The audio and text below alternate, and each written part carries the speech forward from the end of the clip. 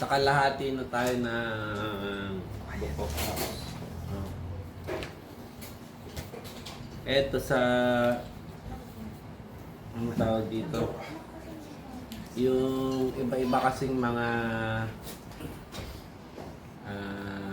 writers, gumagawa sila ng kani-kanilang division ng Bible chapters, no? So, meron ako nakitang maganda. So sa ngayon, ito yung sinusunod ko. Hindi ko alam sino yung gumawa nito pero maganda yung kanyang hatian. So yung sa dito, so intro, tapos yung unang witnesses in Jerusalem, yun yung isa.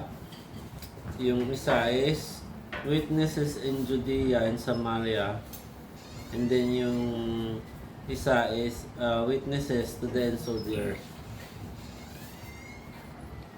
So andun na tayo sa witnesses to the ends of the earth.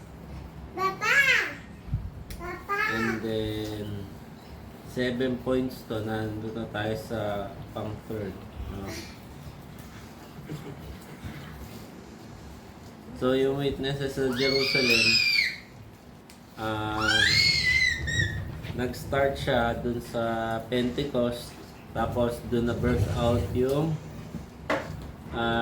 church sa Jerusalem. Yung church na pumalit sa temple, diba? So dati dun sila sa temple, tapos andun yung dwelling place ni God, and then napalitan siya ng church, which is yung dwelling place pa rin ni God, Holy Spirit.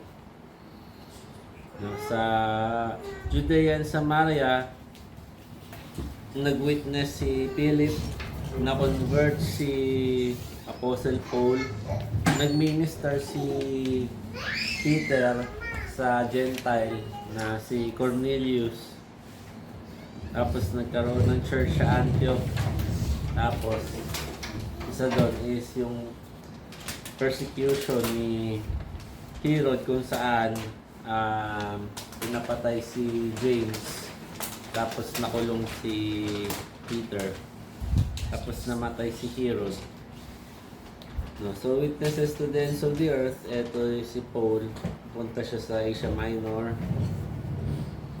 then nag-share siya doon, and alam naman natin na yung kanyang ginagawa is nag-share ng gospel, and after mag-share ng gospel, sinistrengthen nila yung church sa faith.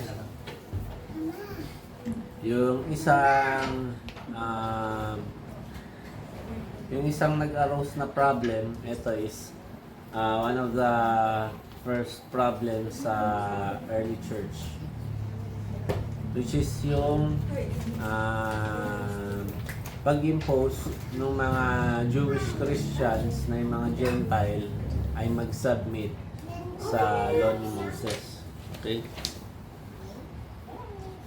Ngayon, dahil dito na disturb yung faith ng mga Christians, no? Nanginig sila. So nagkaroon silang doubt sa kanilang salvation, kasi inisip nila, Christian ba kami, hindi pa kami nagpapa-circumcise? Christian ba kami, hindi kami nag-observe ng law ni Moses? No. So in-address nila to, sa kanilang pag-address, nag-decide sila na nag-decide yung church sa Antioch na padala si Paul and si Barnabas dun sa Jerusalem Church. So yung Jerusalem Church ay kino-consider nila na headquarters, although lahat ng church ay independent sa bawat isa. So yung church sa Jerusalem, wala siyang authority or power na mag-impose ng mga rules, ng mga regulations, restrictions sa ibang church, kasi independent. Yung mga yun. So, eto na tayo dun sa may council sa Jerusalem. No? Council sa Jerusalem. Dito nila ni-resolve yung issue concerning kung yung mga Gentiles ba ay kailangan mag-observe ng law ni Moses bago sila maging Christian or ma-save, ma-experience salvation ni God. So basically, ang tanong dito, kailangan mo bang maging Gentile bago maging Christian? So, eto na yung sa kanilang council. So, dito na rin tayo magpipray. Okay. Lord, thank you sa time na binigay niyo sa amin na patuloy kayong gagabay sa aming simbahan at sa bawat isa. At patuloy yung ginagamit ang iyong salita sa lahat po at ang buhay namin ay nakatayo sa solid na foundation sa truth which is sa inyong salita. At salamat po at kahit anong dumating sa buhay namin, hindi kami mayayanig dahil sa inyong biyaya na patuloy na binibigay sa amin. Patuloy niyo po papagpalain ng bawat isa na kami ay lumago sa aming pananampalataya at mag-mature at maging kapakipakinabang sa inyong kaharian. Gamitin po ang aming buhay at aming simbahan upang makilala ang ibang tao kay Jesucristo at matanggap ang kaligtasan na Kanya inaalok sa lahat ng tao. Ito po ang aming dalangin sa Panginoon Jesus. So, ito na, discuss na natin yung first part. So, punta na sila doon. Sabi dito, Acts 15 verse 6. Hanggang ano tayo, 35. The apostles and elders came together into this matter, and after there had been much debate, Peter stood and said to them, Brethren, you know that in early days God made a choice among you that by the mouth the Gentiles would hear the word of the gospel and believe. And God, who knows the hearts, testified to them by giving them the Holy Spirit, just as He also did for us. He made no distinction between us and them, cleansing their hearts by faith. Now therefore, why do you put God to the test by placing upon the neck of the disciples a yoke which neither our fathers nor we are able to bear? We believe that we are saved through grace of the Lord Jesus in the same way as they also are. So ito yung sinasabi ni Paul na bakit tinatry niyong dagdagan yung salvation na ibinigay ni God. No? And then yung phrase na why do you put God to the test? Kasi iniiba nila yung pamamaraan ng kaligtasan ni Jesus. Sabi ni Jesus, sa aking anak at magtiwala sa Kanya. Sabi naman nila, magtiwala kayo kay Jesus pero kailangan niyo pang gawin to. So dinedicate nila yung plan of salvation ni God. Sinusubok nila ang Diyos, baka siya ay magalit sa kanila kasi tinatry nilang baguhin, nagdadagdag sila. Tapos sinabi ni Paul, kami ay tayo na mga Jew and even yung ating mga ninuno, alam natin na hindi natin nagagawa yung batas ni Moises. Bakit mo ibibigay pa sa kanila kung tayo mismo hindi nagagawa? Ganun yung mga ginagawa ng mga Pharisees. Yung sabi doon, they put burdens on men and they don't even lift a finger. So yun yung isang characteristic ng mga leader ngayon which can be considered great. Yung applicable sa iyo pero hindi applicable sa akin or sa amin. No. So, pare, yung boss mo sa trabaho, late ka na naman. No, pero pag siya dadating 1 hour or 2 hours late. Pero, hindi mo pwedeng sabihin sa kanya kasi di ba boss mo siya. Pero, siyempre, Christianity, we model we preach by yung ating lives. No? So, hindi pwedeng, dapat kayo ganyan. Tapos, ikaw hindi. So, walang maniniwala naman sa'yo.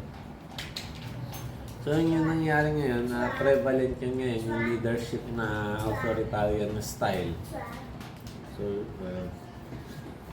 ang ginagaya natin yung leadership ng Jesus, sinasabi niya, come and you will see.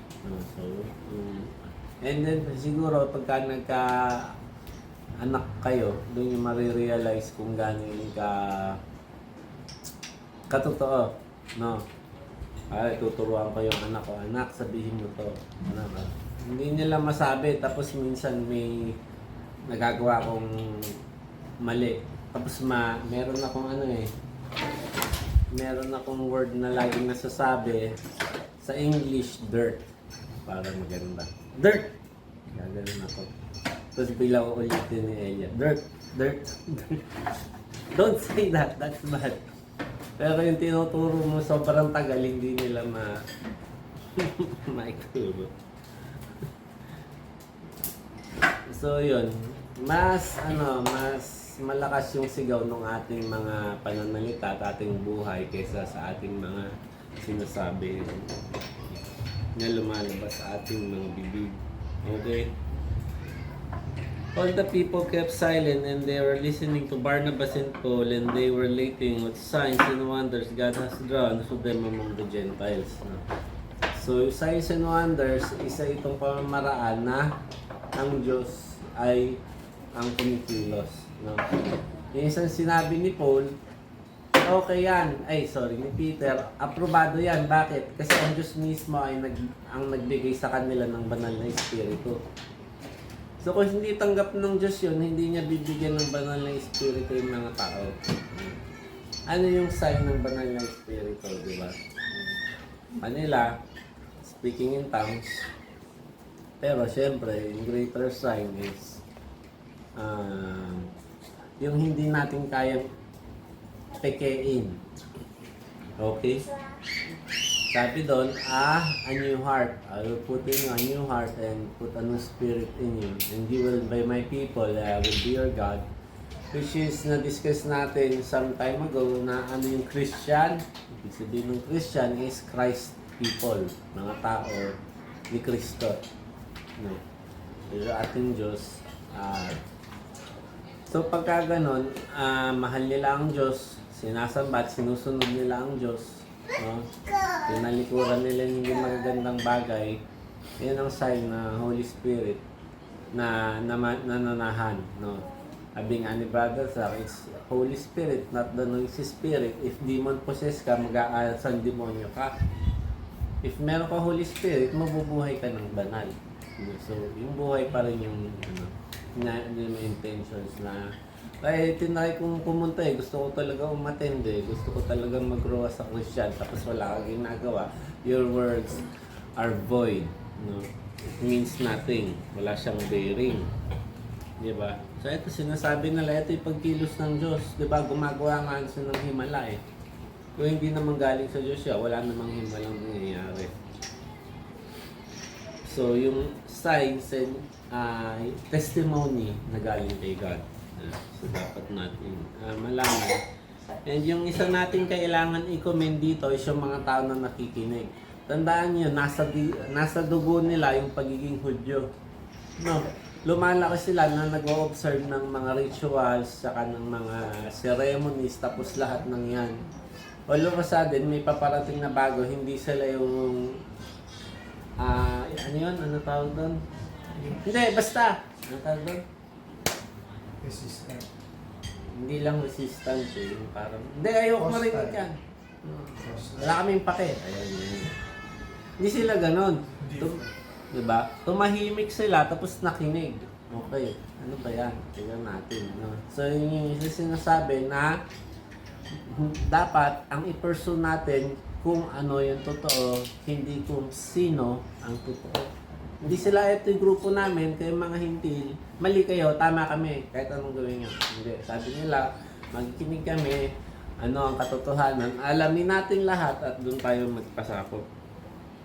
So, commendation to them and also sa mga brethren na may conviction na kahit majority ay disagree sa kanilang opinion, nag-speak up sila.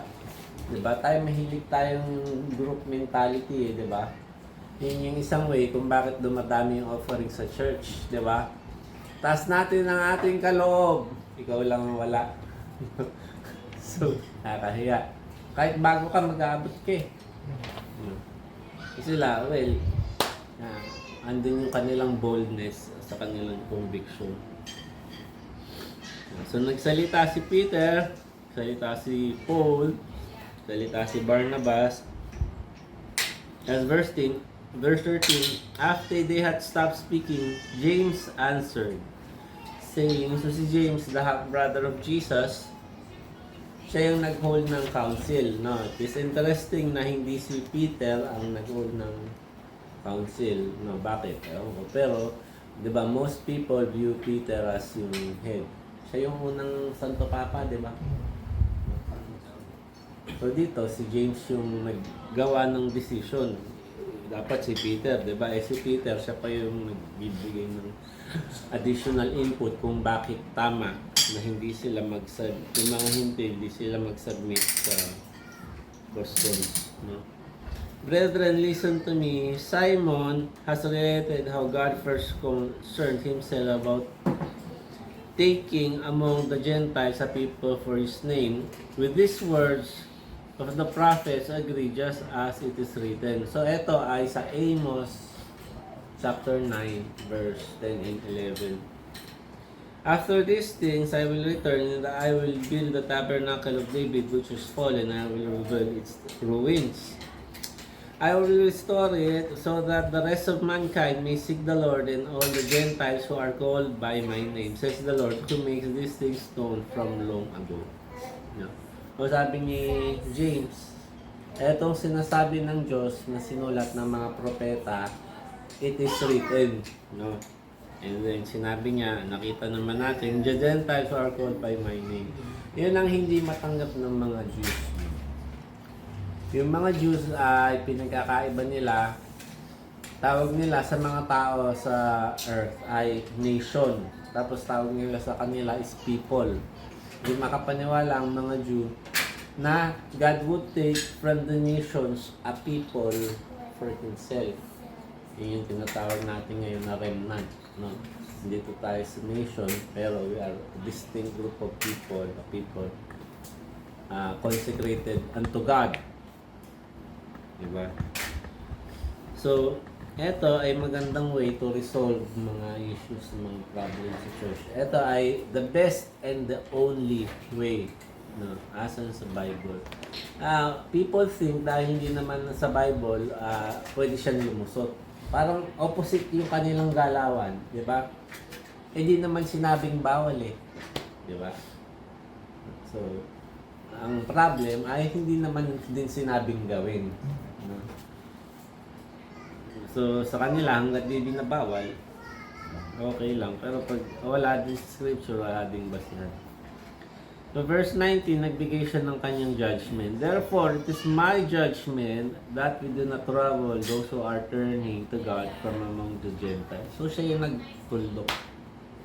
Si Apostle James. So, siya sa prominent head ng church sa Jerusalem. Alam natin, nung persecution nag-start, yung mga tao ay nag-scatter and then kumalat di Christianity kasi kung saan nandun yung tao, doon nila dinadala yung ebanghelyo. At yung mga apostles, they stayed sa Jerusalem. So, siguro, ito yung isang reason, diba? Para pag may conflict, Jerusalem dadalhin. Yung quote-unquote mother church. Okay? So, sabi dito, we do not trouble those who are turning to God from among the Gentiles. But that we write to them that they abstain from things contaminated by idols, from fornication, from what is strangled, and from blood. For Moses, from ancient generations, has in every city those who preach him, since he read the synagogues every Sabbath. So, nagbigay siya ng prohibitions, no? 4. Number 1 is, contaminated by idols. Number 2 is fornication. Number 3 is strangled. Number 4 is blood. Yung 4 na ito ay hindi ito utos na dapat gawin. Kasi sabi ko nga kanina, lahat ng churches ay independent sa bawat isa. Pero ito ay formal letter sa church nila. Bakit ito ginawa? Tandaan nyo na yung mga Jew na nagiging Christian, hindi nila kailangan itakwil. Kuwari, Pharisee ako. Hindi ko kailangan itakwil ang pagiging Pharisee para maging Christian. Ako ay isang Pharisee Christian. No? Pharisee na hindi hipokrita, Pharisee na teacher ng religious law ni Moses. No? And pagkaisa akong Jew, hindi ko kailangan takwil yung pagiging Hudyo ko para maging Christian. Pwede kong maging Christian na ako ay Jew. Gets niya? So, dun sa Antioch, madaming Jew na Christian at maraming Gentile na Christian. Ngayon, yung mga Jew na Christian, meron silang mga paniniwala, which is biblical din naman. Kasi yung mga rites and ceremonies na in-observe nila. Ngayon, ang sinabi ni Paul dito, in addressing yung apat na ito is, i-observe nyo to para hindi nyo ma-offend yung mga Jew. No? Gumawa kayong leeway para sa kanila. Magkaroon kayo ng allowance. No? Kasi pagka kumain kayo ng pagkain na sinacrifice sa idol, sa inyo wala lang yan, pero sila ma-offend sila. No? Parang in-address yan sa Corinthians, di ba? Ang sabi ni Paul, if eating meat offends anyone, I will never eat meat again. Ngayon, ang parang ano dito, ang parang, ano ba tawag dito? Parang baliktad dito. Yung, parang mali term ko eh. Pero pakinggan nyo na. Kasi palagi, ang mature ang magbibigay ng leeway sa nakakabata. Diba? Ay, ate ka. Intindihan mo kapatid mo. Kuya ka, pagpasensyahan mo yan. No? Laging ganun. Sa church, ganun din. No? Ikaw ang mas mature, mahalin mo yung mga tao na yan, di ba? Pag makukulit, ganun talaga. This time, yung mga Gentiles, yung kailangan magbigay ng leeway sa mga Jew. Ibig sabihin, sila yung mas mature in faith kaysa sa mga Gentiles dahil na-discuss na din natin dati. Kuwari, si Peter, alam niya na wala nang unclean sa harapan ng Diyos, no? Kasi may animals, di ba? Sabing ganon, Peter, eat. I do not eat unclean foods. And what has God declared clean, no longer declared as unclean. So, that moment, si Peter, meron siyang mas revelation kay God kaysa sa mga ibang Jews na, ay, unclean pa yan. And si Peter, hindi, malinis na yan, sabi niya. Pero para hindi niya ma-offend, bakit kino-consider ba yung emotions ng mga tao when declaring the truth, 'di ba? Ano dito is kino-consider yung mga sa immature.